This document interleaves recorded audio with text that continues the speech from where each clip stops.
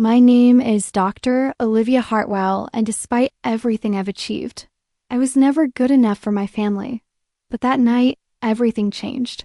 Before I share my story, let me know where you're watching from and hit like and subscribe if you've ever had to walk away from someone who refused to see your worth. The first time I realized I was invisible in my own family, I was 17 years old, standing in the marble foyer of our Charlottesville estate. Holding my MIT acceptance letter with trembling hands, my father, Senator Hamilton Hartwell, barely glanced up from his mahogany desk where he was reviewing campaign contributions. My mother, Victoria, was too busy arranging white orchids in crystal vases to notice the tears streaming down my face. "Meet?" she said absently, not bothering to look at the letter.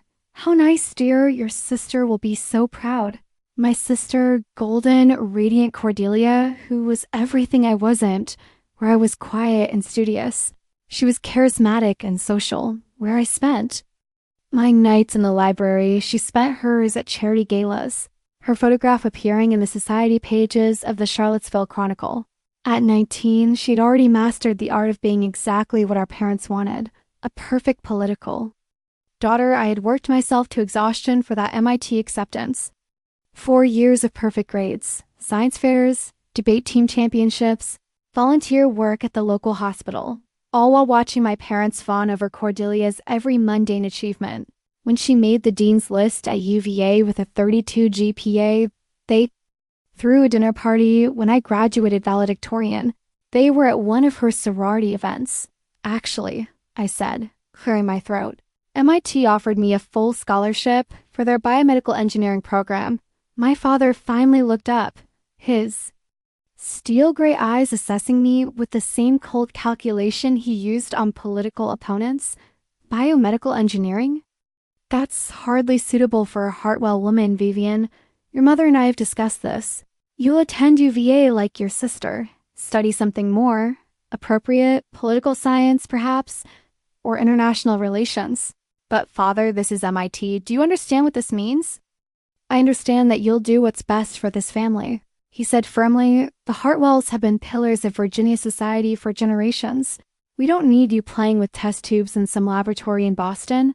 That night, I lay in my canopy bed, staring at the MIT letter until the words blurred together. I had dreamed of this moment for years. MIT wasn't just a school. It was validation that all those lonely nights, all those sacrificed social moments, all those times I chose books over parties had meant something. It was my ticket to a life where I could be valued for my mind, not my ability to smile prettily. At fundraising dinners, but I was 17, and I'd been raised to be an obedient daughter, so I accepted UVA's offer instead, telling myself it was just a detour. I would transfer after my first year. I would find another way. I never imagined that Cordelia would make sure I never got the chance.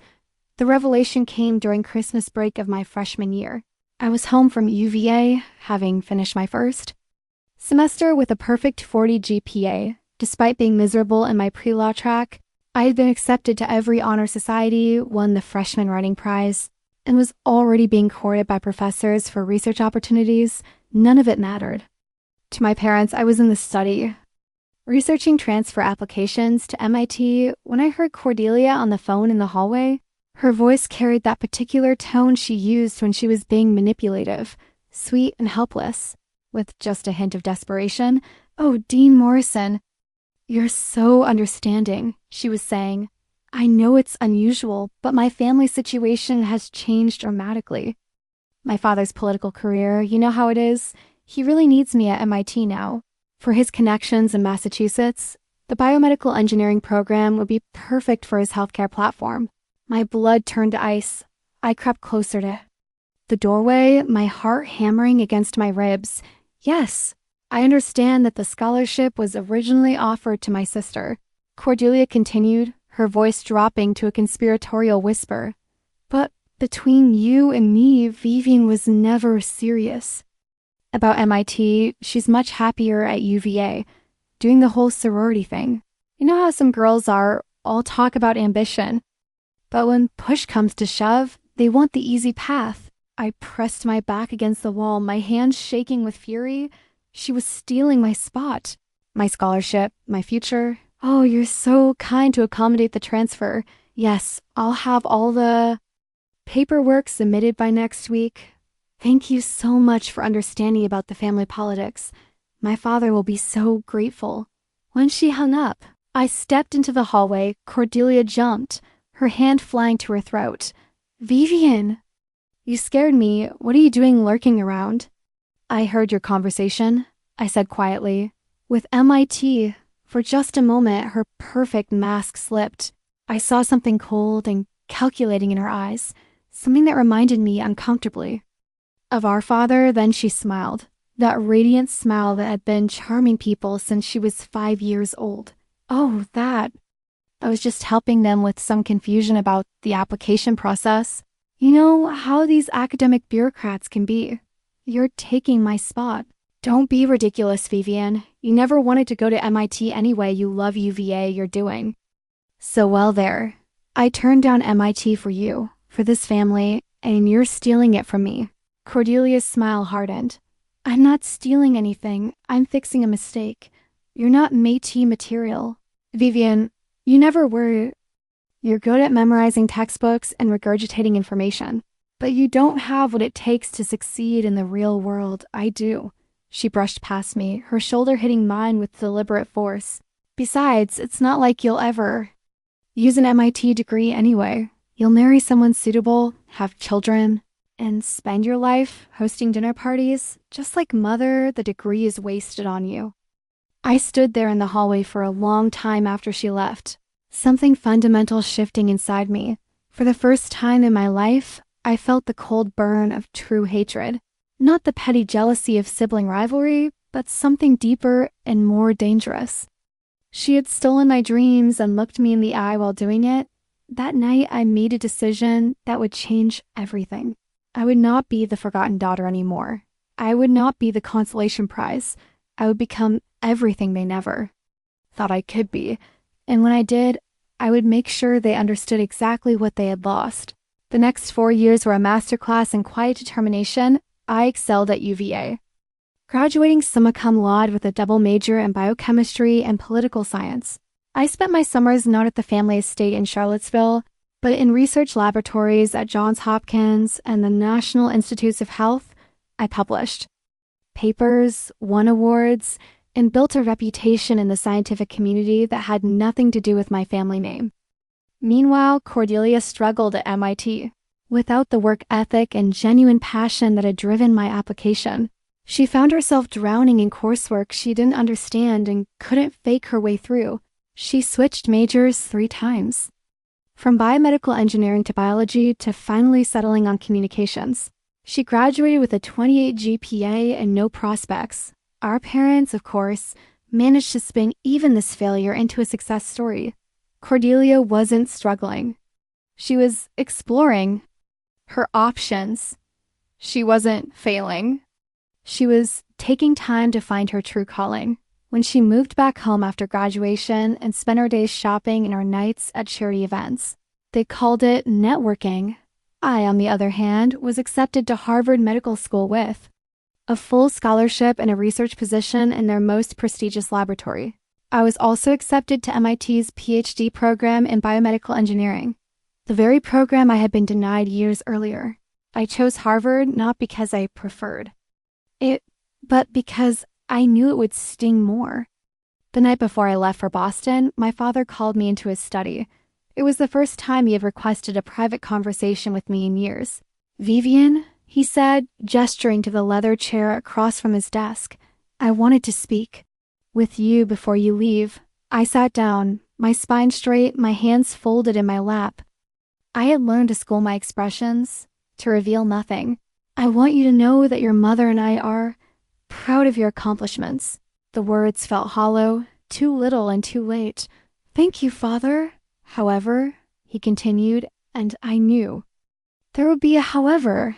I hope you understand that your education is an investment in the family's future. When you complete your studies, you'll need to consider how best to serve the Hartwell legacy, perhaps a position in healthcare policy, something that would complement my work in the Senate. I looked at him for a long moment, this man who had never seen me as anything more than a political asset. Of course, Father, I'll certainly consider all my options. He nodded, satisfied that he had asserted his control. It started small. I made sure to mention in interviews and publications that I was largely self-made, that I had overcome family expectations to pursue my passion for science. I never directly criticized my parents, but I made it clear that I had succeeded despite them. Not because of them, I also began building my own network, one that had nothing to do with Virginia politics and everything to do with scientific excellence. I cultivated relationships with Nobel laureates, tech entrepreneurs, and medical innovators. I spoke at conferences, served on advisory boards, and gradually became known as Dr. Vivian Hartwell, not Senator Hartwell's daughter, but a brilliant scientist in her own right. By the time I finished my MD-PhD program, I had offers from universities across the country. I chose carefully, looking for the perfect opportunity to implement the final phase of my plan, 7 years after leaving Virginia. I returned as Dr. Vivian Hartwell, newly appointed professor of biomedical engineering at MIT. I was 32 years old, the youngest woman ever to receive tenure in the department, and the recipient of more research grants than any other faculty member in the school's history. I had also just been appointed to the National Science Foundation's Advisory Council, a position that would put me in direct contact with senators and congressmen who controlled science funding, including my father. The irony was not lost on me that I was returning to the very program Cordelia had stolen from me. But now, as a professor rather than a student, I had not only reclaimed my place, I had elevated it beyond anything I could have imagined at 17, my first day at MIT. I stood in the lecture hall where I would be teaching advanced tissue engineering, looking out at the eager faces of graduate students who were probably not much younger than I was. Among them, in the third row, was a familiar face that made my heart skip a beat. Cordelia. She looked older, her once golden hair now showing roots, her designer clothes unable to hide the soft edges that came from years of comfort and complacency. She was hunched over a notebook, frantically taking notes on the syllabus I was reviewing. After class, she approached my podium, her smile as bright as ever, but tinged with something that looked like desperation. "Vivian? What a wonderful surprise. I had no idea you were teaching here." "Hello, Cordelia. I was surprised to see you enrolled in graduate school." She laughed, but it sounded forced. "Well, you know how it is after MIT. I took some time to explore my options, but I realized I really want to get back into the sciences. When I saw you were teaching this course, I knew it was meant to be." I studied her face, reading the lies as easily as I read academic papers. "I see. And what brings you back?" "To biomedical engineering specifically?" "Oh, I've always been passionate about it. It's what I wanted to study as an undergraduate, but I got sidetracked." She paused, her smile faltering slightly. "I'm actually auditing the course. I'm not officially enrolled in a graduate program yet, but I'm hoping to apply next year." The truth was written in the desperation in her eyes, in the way she clutched her notebook too tightly, in the slight tremor in her voice. Cordelia was floundering 7 years after graduation. She had no career, no prospects, and no identity beyond being Senator Hartwell's daughter. She was 31 years old and starting over, grasping at straws. "Well," I said, gathering my materials, "I look forward to having you in class. I should mention that this is graduate-level coursework. The material is quite challenging." "Oh, I'm sure I'll manage. I did graduate from MIT after all." "Yes," I said softly. "You did." That evening, I sat in my office in the Stata Center. Looking out at the Cambridge skyline, I had expected to feel triumphant, seeing Cordelia struggling in my classroom. Instead, I felt something more complex, a mixture of satisfaction and pity that I wasn't entirely comfortable with, but my feelings didn't matter. I had work to do over the next few weeks. I watched Cordelia struggle with material that would have been challenging for any student, but was particularly difficult for someone who had spent years avoiding anything intellectually demanding. She sat in the front row now, asking questions that revealed how little she understood about the fundamental concepts we were discussing. I was not deliberately cruel. I called on her with the same frequency as other students, graded her assignments with the same standards, and offered the same office hours to everyone, but I also didn't go out of my way to help her. the way I might have helped a struggling student who was genuinely trying, but turning point came during the third week of class. When I assigned a paper on tissue scaffolding techniques, it was a complex topic, but one that any student with a solid background in the field should be able to handle. Cordelia's paper was a disaster. It was clear she had relied entirely on internet research and had no understanding of the underlying science. Worse, portions of it were clearly plagiarized from published papers. I sat in my office that evening, staring at the paper. Academic dishonesty was grounds for immediate removal from the course. Possibly from the university, I had the power to destroy whatever remained of Cordelia's academic aspirations with a single report to the dean. But that felt too easy, too. Quick. Instead, I wrote detailed comments on every page, pointing out the flaws in her reasoning, the gaps in her knowledge. In the areas where her arguments failed to hold up under scrutiny, I didn't mention the plagiarism directly. But I made it clear that I'd noticed the inconsistencies in her writing style and the suspicious similarity to published sources. At the bottom of the paper, I wrote, "Please see me during office hours to discuss this work, Dr. Hartwell." When she came to my office the next day, her confidence was completely gone. She sat across from my desk like a chastened child, her hands trembling slightly as she held the paper. "I know it's not my best work," she said quietly. "I've been struggling with the material. Cordelia," I said gently, "this isn't about struggling with difficult material. This is about fundamental preparation. You don't have the background necessary for this course. I can catch up. I can work harder. Can you? Because based on what I've seen, you're not just behind in this course. You're behind in your entire field. How much biochemistry have you taken? How much physics? Mathematics?" She looked down at her hands. I changed majors a few times at MIT. I didn't take all the prerequisite courses. "You changed majors from biomedical engineering to communications," I said. "That's not changing majors a few times. That's abandoning science entirely." The silence stretched between us. Finally, she looked up, and I saw something I'd never seen in Cordelia's eyes before: genuine vulnerability. "I made a mistake," she said. "Vivian, I know I hurt you. I know what I did was wrong, but I was young and stupid, and I thought I could handle it. I thought I could fake my way through. And now I'm 31 years old and I have nothing to show for it. No career, no prospects, no identity beyond being our father's daughter. I've been living at home for 3 years, pretending to be finding myself while my trust fund runs out. And my parents grow more disappointed by the day." I leaned back in my chair, studying her face. This was the moment I had been waiting for. Cordelia, stripped of her arrogance and her excuses, finally admitting the truth. "You want to know what the worst part is?" She continued, "Every time I see your name in the news, every time Mother mentions your latest achievement, I remember what I stole from you. I remember that I took your spot at MIT and wasted it while you went on to become everything I pretended I could be. Why are you telling me this?" "Because I need you to know that I understand. I understand what I took from you, and I understand that I can never give it back. But I also need you to know that I'm trying to fix it. I watched her struggle over the next few months. She would come to my office hours with questions that revealed how little she understood about basic scientific concepts. She would sit in the back of the library, surrounded by textbooks, looking lost and overwhelmed. Part of me took satisfaction in her struggle. This was what she had denied me: the chance to wrestle with difficult material, to push my mind to its limits, to earn my place through merit rather than manipulation. She was finally paying the price for her theft, but another part of me, a part I tried to suppress, felt something uncomfortably close to sympathy. I remembered what it felt like to be lost, to feel like everyone around you was speaking a language you didn't understand.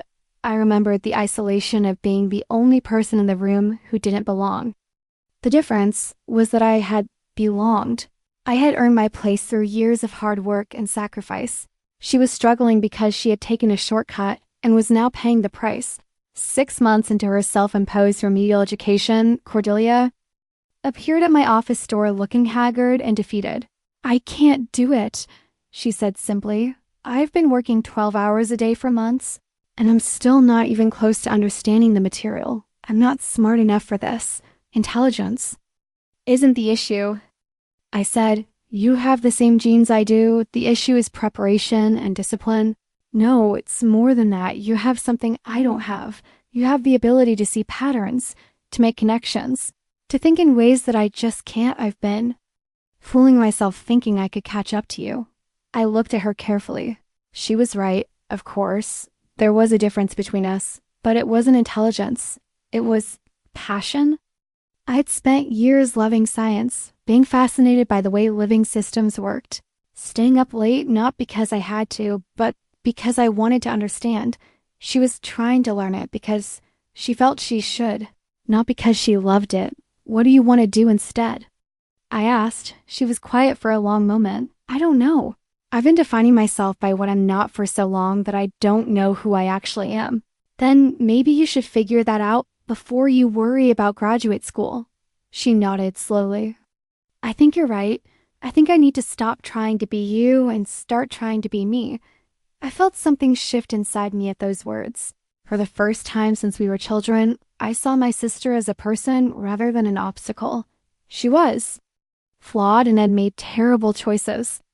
But she was also struggling with the same questions of identity and purpose that had driven me for years. Cordelia, I said softly, what do you actually enjoy doing? Not what you think you should enjoy, not what would make our parents proud, but what actually makes you happy.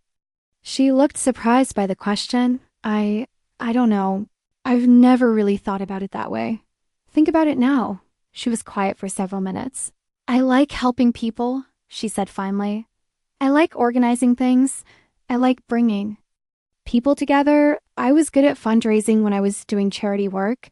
I enjoyed the events, the planning, the way you could take an idea and make it real. Those are valuable skills, but they're not impressive. They're not the kind of thing that makes headlines or wins awards. Says who? She looked at me with genuine confusion. Everyone, our parents, society, I never said that. You didn't have to. Your whole life has been about achievement, about being the best, about proving yourself. I always felt like I was competing with you, and I was always losing, I realized, with a shock, that I had been so focused on my own feelings of inadequacy that I never considered that she might have felt the same way. While I was feeling overlooked and undervalued, she was feeling pressure to live up to an impossible standard. I was never trying to compete with you, I said. I was just trying to be seen. And I was just trying to be worthy of being seen. We sat in silence for a moment. Two sisters who had spent their lives misunderstanding each other. I'm sorry, she said finally. I'm sorry I took your spot at MIT. I'm sorry I made you feel invisible. I'm sorry I wasted the opportunity you would have treasured.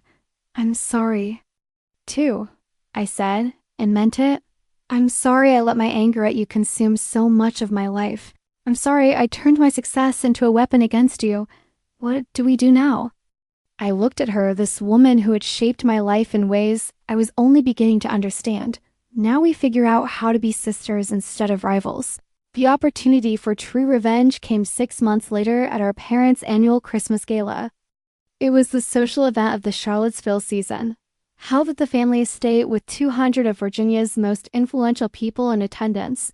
I had been invited, of course, but I had declined the invitation for the past 3 years.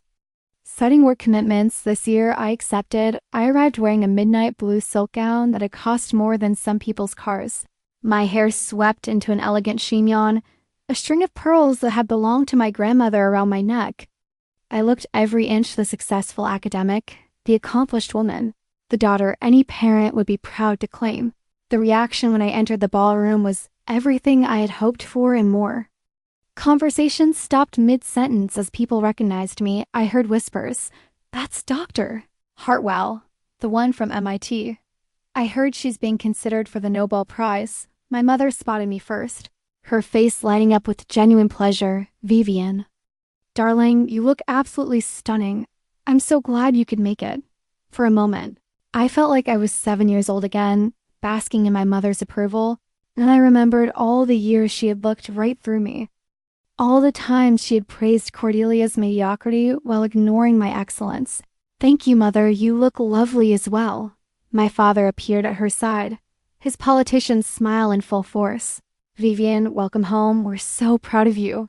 The words I had waited my entire life to hear, offered now as a social performance in front of his constituents. "Thank you, Father. I'm glad to be here." Over the next hour, I worked the room with the same skill I had once used in academic conferences.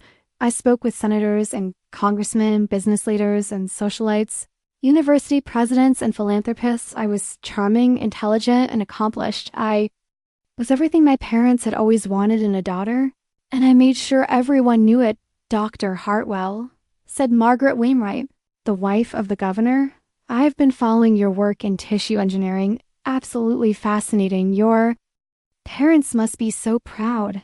"They are now," I said with a smile that didn't quite reach my eyes. "It took them a while to understand that science could be just as valuable as politics." "Oh, surely they've always supported your career." "Actually, they tried to discourage me from pursuing science. They thought it wasn't suitable for a woman." In our family, I kept my voice light, conversational, but I saw the slight widening of her eyes. But I'm grateful for their skepticism. It made me more determined to prove myself. The conversation continued, but I could see the story already forming in Margaret's mind. By tomorrow, half of Virginia high society would know that Senator Hartwell had tried to discourage his brilliant daughter from pursuing her calling.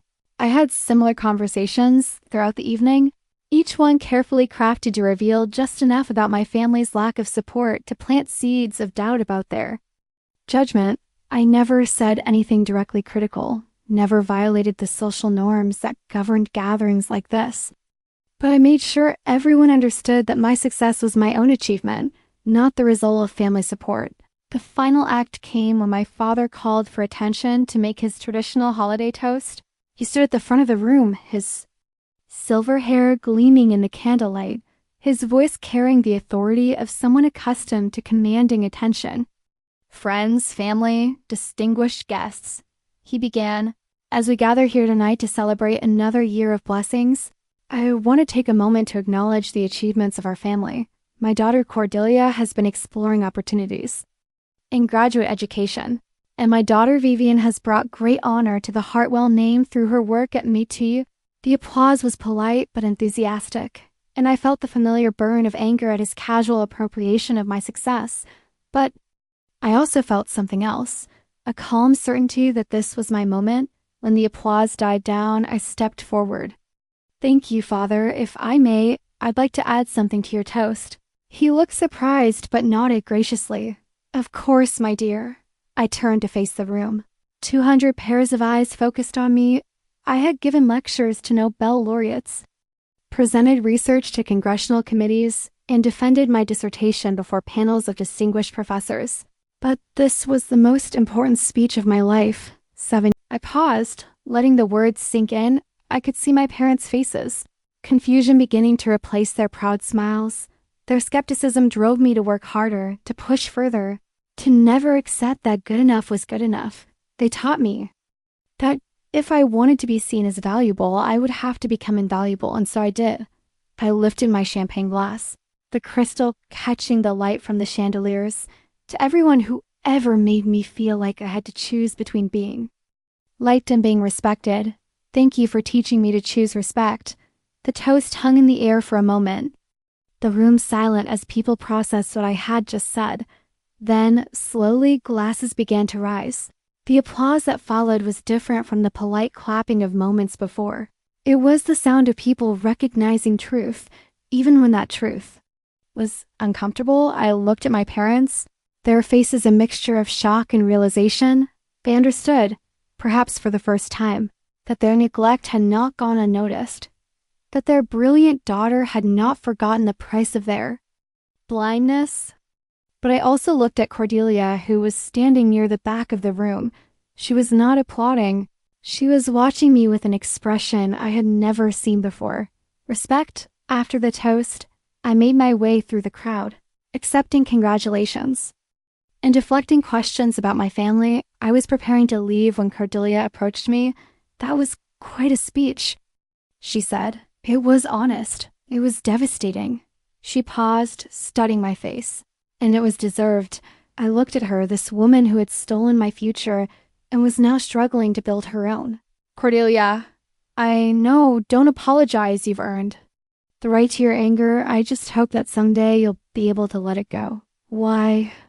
Because you're brilliant, Vivian. You're accomplished and respected and admired. But you're also carrying around a poison that's going to eat you alive if you let it. I felt tears prick at my eyes. Unexpected and unwelcome. I don't know how to let it go. Neither do I, but maybe we can figure it out together.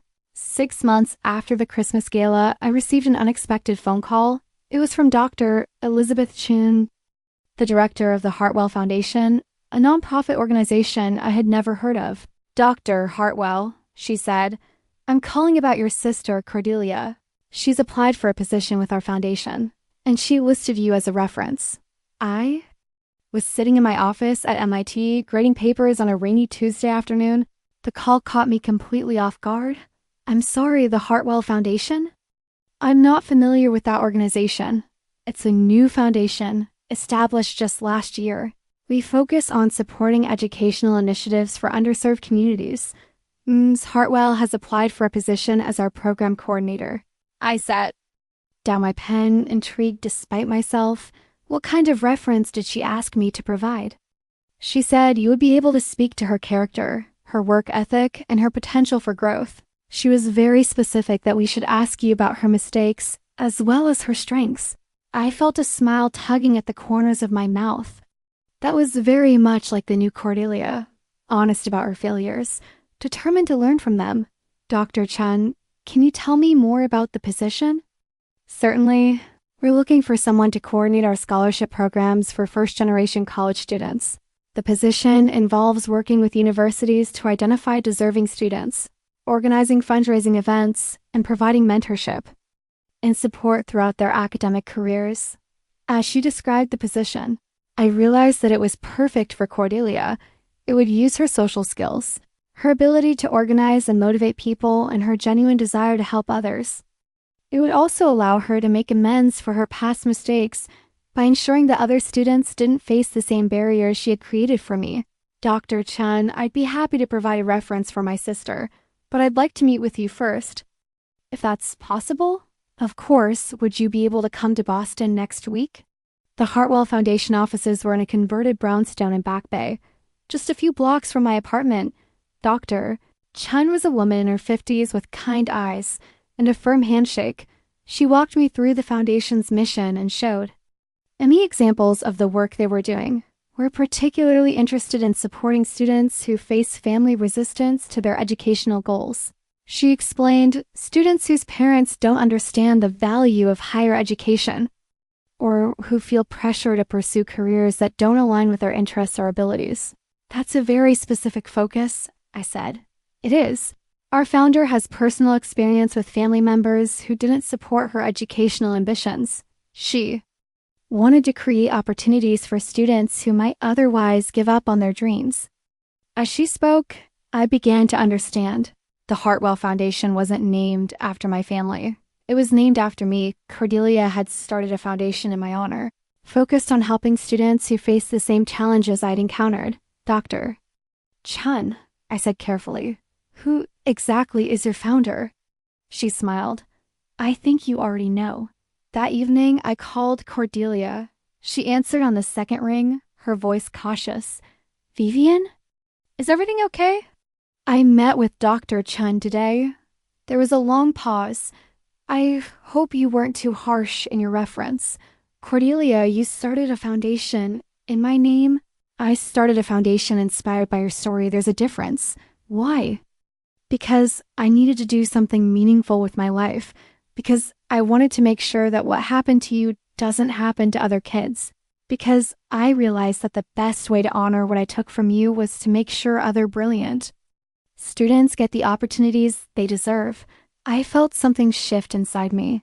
A loosening of a knot I had carried for so long, I had forgotten it was there. You could have done this quietly. You didn't need to use my name. Yes, I did. Because your story matters. Vivian, what you overcame, what you achieved despite everything. That's what gives these kids hope. That's what shows them that brilliance doesn't have to bow to expectation. And the job application, I want to work for the foundation, not just fund it. I want to be on the ground, helping these kids navigate the system, advocating for them when their families don't understand. I want to be the voice I never was for you. I closed my eyes, feeling tears I'd held back for years finally beginning to fall.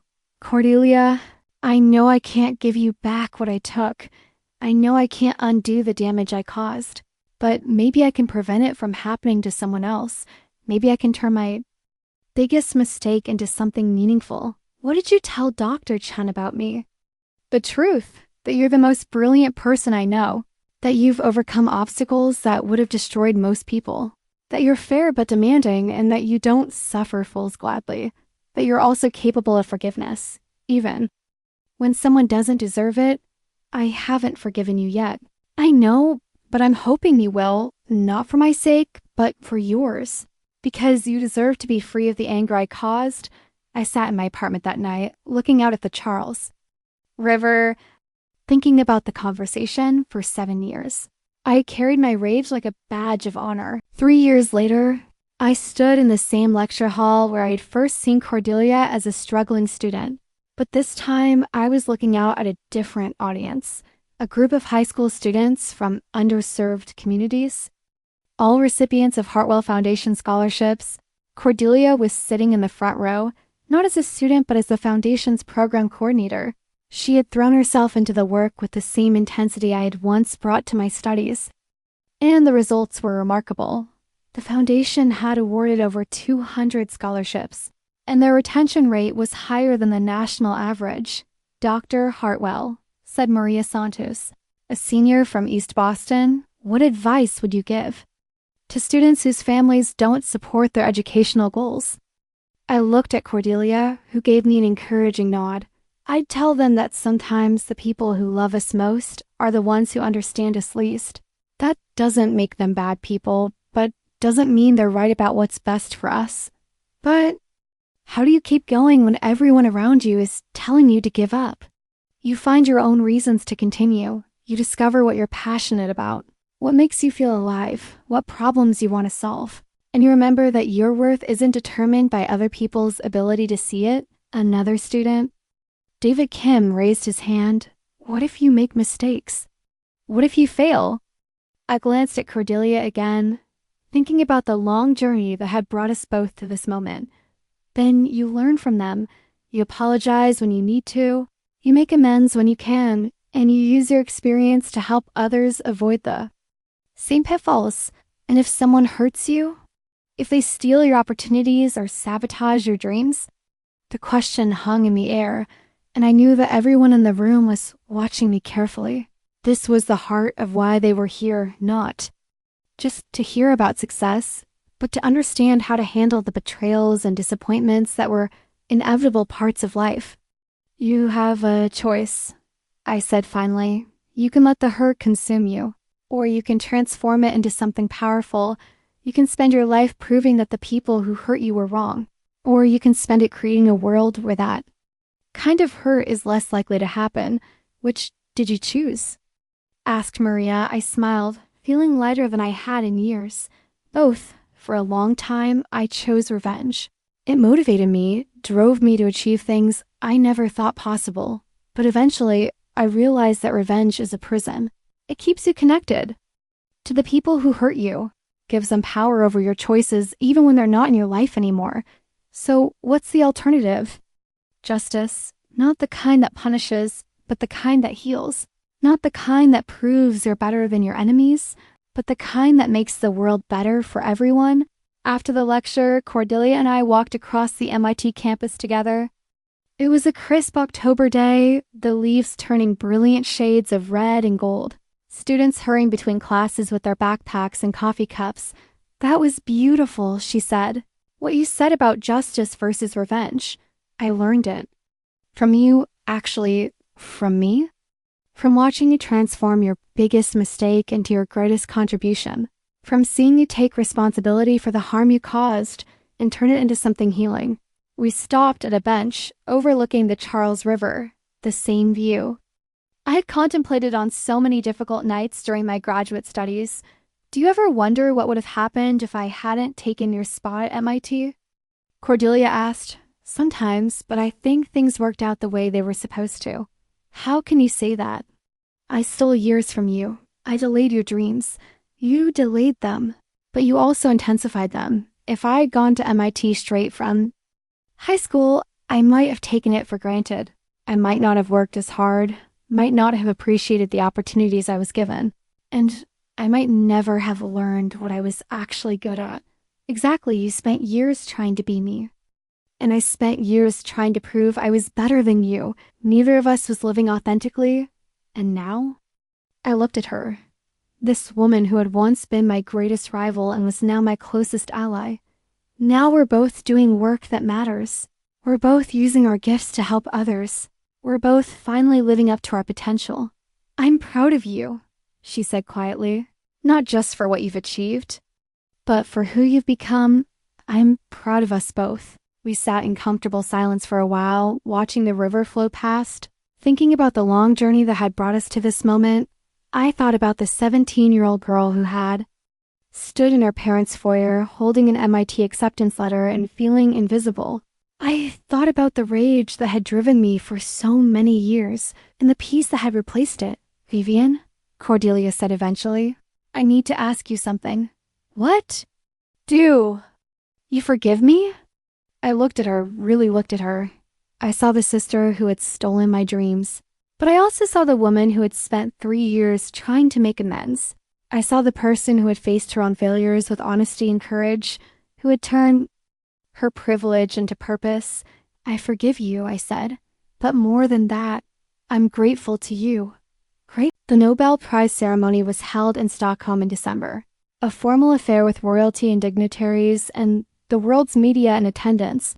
I wore a midnight blue gown that reminded me of the dress I had worn to confront my parents at their Christmas gala years earlier. In my acceptance speech, I spoke about the importance of persistence, about the power of using adversity as fuel for achievement. I talked about the students who had inspired my work, the colleagues who had supported my research, and the mentors who had believed in me when I didn't believe in myself. But I also talked about my sister. I want to dedicate this prize to my sister, Cordelia Hartwell, I said, looking out at the audience. She taught me that the greatest victories are not the ones we win over our enemies, but the ones we win over ourselves. She showed me that it's possible to transform our worst mistakes into our greatest contributions, and she proved that sometimes the people who hurt us most are also the ones who help us become who we're meant to be. I could see Cordelia in the audience, tears streaming down her face. My parents were there too, finally understanding what they had almost lost, what they had failed to see for so many years.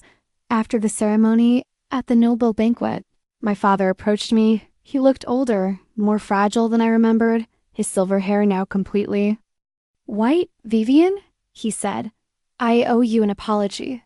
Father, this isn't the time. No, it is the time. I've been a fool.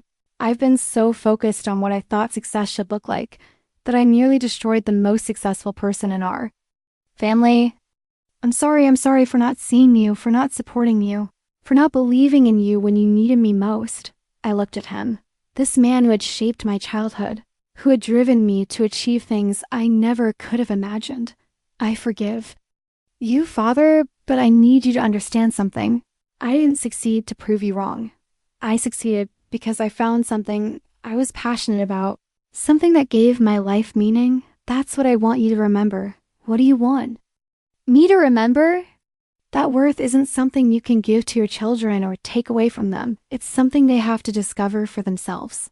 Your job isn't to determine what they're capable of. It's to love them while they figure it out. He nodded, tears in his eyes. I understand, and I want you to know that I'm proud of you. Not because you won the Nobel Prize, but because you became the person you were meant to be despite everything I did to prevent it. Thank you, Father. That means more to me than you know. Today, I was 45 years old, and I teach at MIT, the same university where my journey began in such an unexpected way. The Hartwell Foundation has grown into a major force in educational equity, having awarded over 2,000 scholarships to students from underserved communities. Cordelia is now the foundation's executive director, and she's become one of the most respected voices in educational advocacy. She speaks at conferences around the world, sharing her story of transformation and the lessons she's learned about the power of making amends. My parents are both retired, now spending their time between their home in Charlottesville and a small cottage on the Chesapeake Bay. We have dinner together once a month, and our conversations are easier now, filled with genuine interest in each other's lives rather than the performance and competition that defined our relationship for so many years. I never married, never had children in the traditional sense, but I have hundreds of students who have passed through my laboratories, dozens of research assistants who have gone on to their own distinguished careers, and more than 1,000 scholarship recipients who consider me a mentor and advocate. This is my family now, the chosen family of minds I've helped shape, hearts I've helped heal, and dreams I've helped nurture into reality. Sometimes, late at night in my office, I think about that 17-year-old girl who stood in her parents' foyer, holding an MIT acceptance letter and feeling invisible. I wish I could tell her that the path ahead would be harder than she imagined, but also more rewarding. I wish I could tell her that the pain she was feeling would transform into something powerful, that the dismissal she experienced would fuel discoveries that would save lives. Most of all, I wish I could tell her that she was never invisible. She was just waiting for the right moment to shine. The greatest revenge I've learned is not proving that you're better than the people who hurt you. It's living